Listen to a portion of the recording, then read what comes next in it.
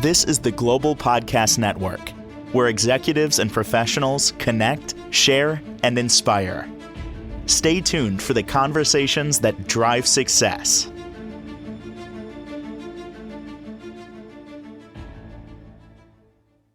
And welcome back, everybody. This is the stuff that people think about, but don't really talk that much about. And understandably so. We're going to talk about low sexual desire in women. And it's something that comes up quite often. There's many different reasons for it. We're going to delve into that with our resident sex therapist. She's also an expert at menopause therapy. And it's so great to have Sandra Pascual back with us. How are you doing today? Very good. Thank you. Getting ready for Thanksgiving. Yes. Well, there's another reason why the desire may be going away because there's so much going on, especially with the holidays coming up. And I'm sure this is something that is pretty common that you deal with or you hear about. Would you say so? Of course, yes. I would say like most of the clients that come to see me, particularly women, are women that are dealing with low sexual desire. Um, and usually it's, in most of them, it is directly associated with being tired. So if you think about life, work, children, the house, you name it. So most of them, they have like a very busy day. And at the end of the day, when they think about bed, they just think about sleeping, not really having sex in a way. Say that last part again. Sleeping, no sex. That's what women have the most of the time at the end of the day. How can I get to my bed, close my eyes, and sleep? They don't even think about relaxation. They don't even think about watching TV. They don't even think about being in their phones. Usually what I get is I just want to sleep in a way. So being tired is something that I try to address, the most with my couples also and the women that I see. And is it just that women are stretched in so many directions and they're just burned out and tired, or is there usually other factors for low desire? Well, again, of course, there are like many other factors associated with this. So if we start focusing pretty much on like, let's say the being tired, which is what most people, can report. Um, so then we have like they go to the sex therapist and the first thing that we come to is like, oh, you need to schedule sex. And they like freak out. Oh, on top of whatever I have to do, I also need to schedule another activity. Mm. So we have to be careful as sex therapists when we word this and put it out like there and explain exactly what we mean with this idea of scheduling sex. Because it's not just it's not like just scheduling sex. It's not going to be effective if there are not other things associated with not conversation. There's no like the partner involved. There's no other expression, verbalization of what is it, what I need in order to be able to actually schedule sex and show up not exhausted or overwhelmed. Is I'm going to try and phrase this best I can. Is the desire often there, but there's too many demands on a woman? It's not that the desire went away, it's just that she's being pulled in so many directions. I love that you're saying that because this is very important. In general, women have diminished sexual desire. That means, that they had sexual desire in the past and now they don't have any for many other reasons. Mm-hmm. So it's not that, and again, when you talk about diminish, it means that you don't have as much as you used to, but and maybe you will never have it the same way again. That doesn't mean that you're not going to have it. I know it's just going to be different. And, there's no magic pill that will like bring that back. Can we look at the reasons for that? Now, obviously, change of life situation, menopause, and there's many different factors, but overall, what do you find is the reason for the decrease? Well, most people after having children feel like exhausted, and definitely the sexual life of a couple changes dramatically after having children. Um, Women's bodies prepare to nurse children, prepare to be there for their children. Biologically, that's exactly what they are prepared for, and pretty much putting the sex together with this is not, particularly when we're talking about like a newborn or like a baby, even a toddler is difficult. So it's like now we have, yes, diminished sexual desire because now we are moms and our brains doesn't function anymore that, the same way. 50% or more of our brains goes to are thinking about our children, the well-being of our children. And the other 50%, if we have the rest, kind of available, it's like that's when you had to use for the rest. And the rest usually is not just one task, it's usually another 20 or 30. So yes, the babies coming home is, definitely one of the main reasons. Like while young women start like losing or having diminished sexual desire. How can you make a determination as to what's going on there? Well, usually they're kind of like they present their symptoms pretty well in a way. Again, the feeling tired is the main thing that they say. Then not having any energy. Then it's like not having so much interest. And then when you start digging in, you get into what we talked before, this disconnection with themselves. You are caring in general. If they're caring for other people all day long, it doesn't matter if there are like, again, young babies or toddlers or even teenagers. It requires a lot of attention, so it's very common for women to forget about themselves and not even having time for themselves.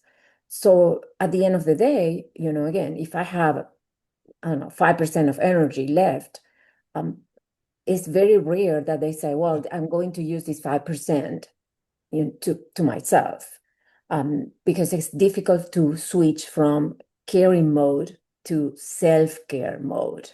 It's not an easy thing to do. Mm. We could do a whole podcast or three or more on self-care alone, what that looks like, the reasons that not just women don't do it, but why it doesn't take place as often as it should, down to guilt, worthiness. There's all different reasons why we push that off to the side and we focus on others, children, and all of that. Um, would you say that that could be a starting point, taking some time for yourself if you're a woman? You're just, you're feeling low desire there, a lot going on. Maybe put the focus on you, and that could bring back maybe some of that desire, at least being able to figure out what you really want in life. Well, if you think about being tired, it's related to stress, it's related to anxiety. So definitely you have to go back to yourself and learn relaxation techniques and learn how to, maybe you can, I don't know, register to a yoga class, even if it's on YouTube, or Pilates or something that, but again, it's like moving away from feeling guilty, as you just said, and say, okay, I'm not being a bad person or I'm not being selfish because I am using these 20 minutes of my free time or my time, as like for myself, because caring for myself will be in a way help also caring for others if you want. So yes, it goes back to okay, maybe figuring out what you're doing during the day. Okay, what activity in my day I can not do, or I can postpone, or it's not so important. How much time I'm spending on social media. Social media today is horrible in a way. You grab the phone and you start looking one thing and then you end up looking at 10. And then when you check on the time, it's like, wow, 30 minutes, 45 minutes I spent on this. So maybe it's also being more mindful of that. That means being more present.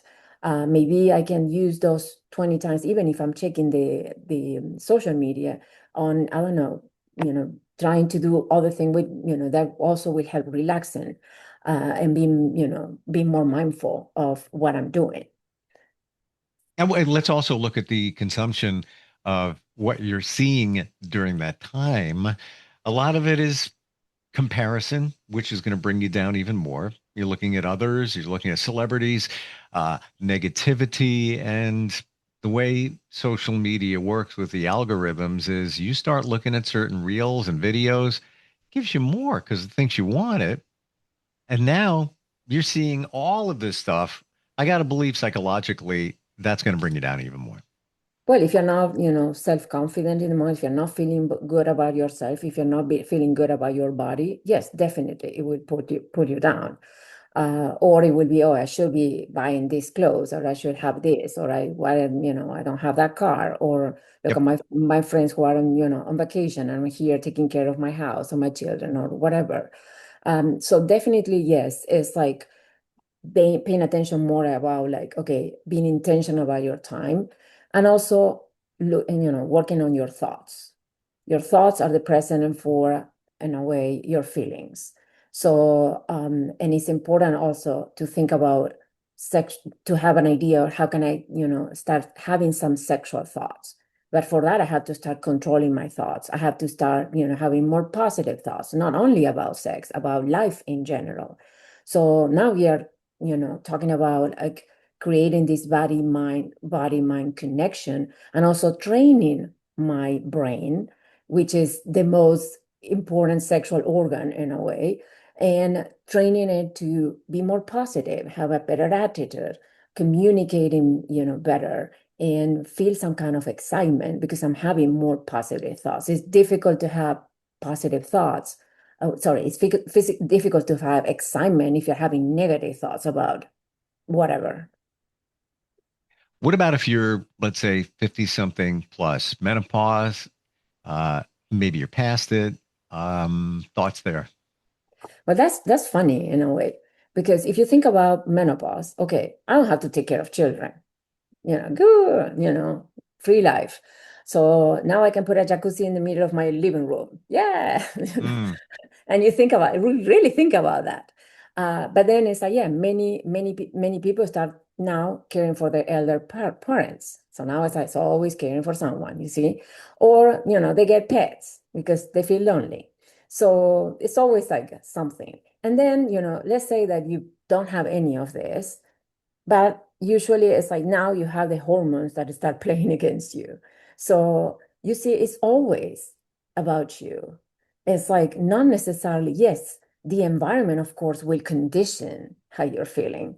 But in a way, it's like how you feel also. It depends a lot of you, because it's always going to be something in your life that is going to be between, you and feeling relaxed, you and your connection with yourself, you and your connection with your partner. yeah, it's called life. It's like, nothing is going to be steady. Things often change. It's how you adapt to the change, I guess, makes the difference in how positive and uplifting your life is.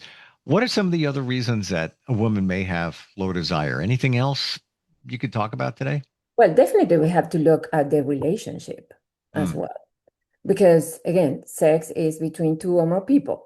So we are in a relationship. We have to consider their partners. It's not just, women sure. or, one person. So let's think about sex being infrequent or non-existent in a relationship for I don't know how many years or months or whatever. So now it's going to be a huge physical space between them, and also a big disconnection. Mm, So the first step, it will be, okay, how can I, for most therapists, that's all we focus on. Okay, we need to create more connection. And for that, we need to usually work on improving communication. There are couples that come to me and they have amazing communication and they have a pretty good relationship. Well, but then when you go in, like, how do you communicate about sex? That's a different story. I said, oh, well, we don't know how to do that. And most people don't, in a way. So now because you have open communication with your partner, you will know exactly how you communicate effectively about sex. So it's working on how you communicate about sex. Have partners communicate about sex. And for Mm. that, it's like, yes, we provide them strategies, we provide them with skills, techniques to communicate, better before, during, and after being intimate. Does this happen often where two people meet, relationship begins? Yeah, the spark is there. They get married, they have children. A lot of time goes on, but they really never talked about their true desires. They just kind of go through the motions. Hey, this is great. This is great. Until, those changes take place. The kids are here. They start reevaluating their lives and then come to a point where they realize, maybe individually, or maybe one does and the other doesn't, that, oh, this is not really meeting my needs. Do you find a lot of couples or individuals get to that point in life? Definitely. So again, most people think that sex is a given, that you don't Right. have to work for sex.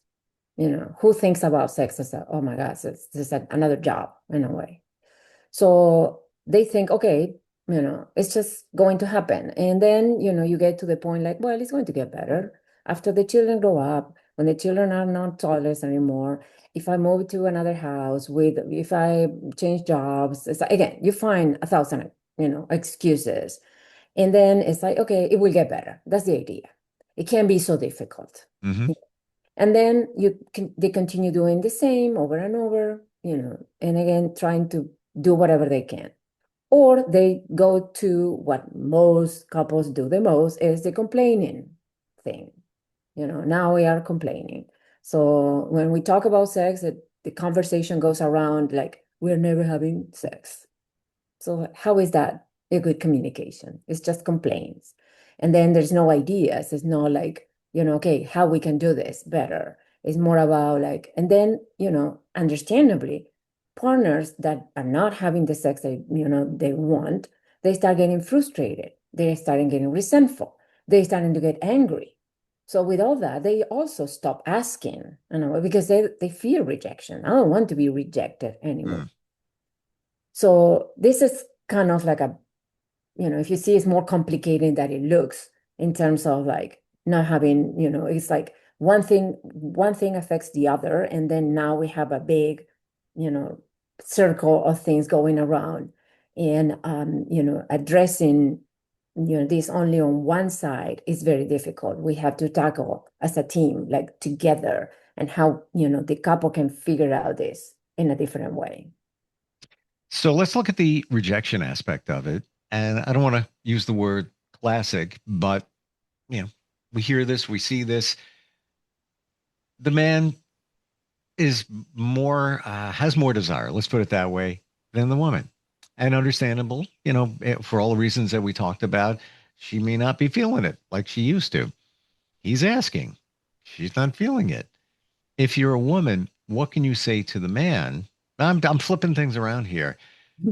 So he'll understand or accept it at the moment instead of feeling rejected, then frustrated, then angry, etc. If you are, number one, you cannot be dismissive ever. People have to listen to each other. When partners get, in a way, dismissive, it hurts the Mhm. relationship tremendously. Yeah. And they move very quickly to resentment. And getting out of resentment is very difficult. It requires a lot of self work in a way. And then it's like, there's not necessarily thinking about, okay, the explanation, because when couples start talking about like, okay, why we're not having sex, usually they find 20 reasons why not to, and there are valid reasons, but not necessarily, okay, they immediately sound as excuses. Oh, there are always, and excuses are not really, it's completely different from reasons in a way. It sounds like you're making this up, not to do something in a way. So it is very important that, again, in a way, it's like, it's okay, this is not happening. What is, yeah, I need to understand the reason. And then it's like what we can do. It's like what we can do to make this better.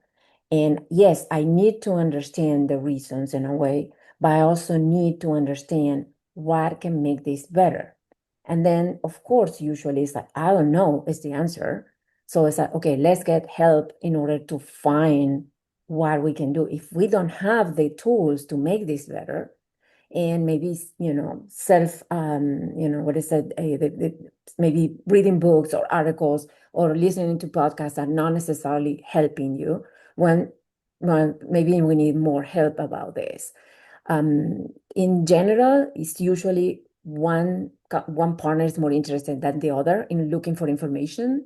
And funny enough, in general, men are more reluctant to have therapy, but I receive more calls from men wanting to have couple therapy than women, in a way. Really? Yes, yes. Well, I'm shocked. I really am. Well, again, it's like they don't know what else to do if you think about it. I Mm. don't know what else to do. My partner is not giving me any new approaches or any new techniques. It's not communicating effectively. I don't know what to do. And this, I don't want to get a divorce or separate or whatever. So let's have sex therapy. And they usually reach out. They are the first to reach out. I'm intrigued about that. Wow. Okay. Hey, would you say that if you're a woman, you're feeling that way, your partner is asking to position it like, I care about you, I love you, nothing's different with us. I don't know what's going on with me. Maybe we need to look deeper into this. I want to, but I'm just not feeling that at this moment. It has nothing to do with you. I know it's me, but I don't know what it is yet. And I'm assuming that the relationship is good. Is that the right wording to use? Well, yes, but again, it's like sometimes it's like putting the blame into one person or taking the whole responsibility is not also good. Because if you think about it, it's easy to say it's your problem. Well, you're right. It does take two. Now go and fix it. It's more a we approach. So we are having this issue. And it's not you are having an issue and that's affecting us. It's that we are having the issue. And I don't know what else to do. I'm lost here. And then I really want to improve our relationship. I don't want to continue living like this. I don't feel like this is okay. Or, there are people that say, I'm not happy with this. Or I don't want to continue my life living, in a sexless relationship. And it's all valid. And then, I want to figure this out together in a way. I'm not blaming you and not blaming me, but this is not working in a way. We'll find a solution together. Exactly. Yeah. You're the think solution because you can look online, YouTube articles, podcasts, even. But it's very individualized unless somebody is really taking a look at all the pieces of the puzzle, i.e., the relationship. I don't think you're really going to be able to find the true answer and then come up with a direction to go on. Sandra, how do we connect with you? What's the best way to find you? So my website, notuscounseling.com, or you can email me, Sandra@notuscounseling.com. Notus is Notus. I'm going to say this. If somebody's going through some challenges in their relationship, you're far from alone. Like everybody, Exactly. I'm going to say, I'm also going to say most of us, maybe even more than most of us at points in our life goes through these situations. It's just it's a fact of life. Life is always changing. So you got to change with it and figure it out. Thank you so much for being here today. All the insight as you always offer. Really appreciate it. Thank you and happy Thanksgiving. This is the Global Podcast Network, where executives and professionals connect, share, and inspire. Stay tuned for the conversations that drive success.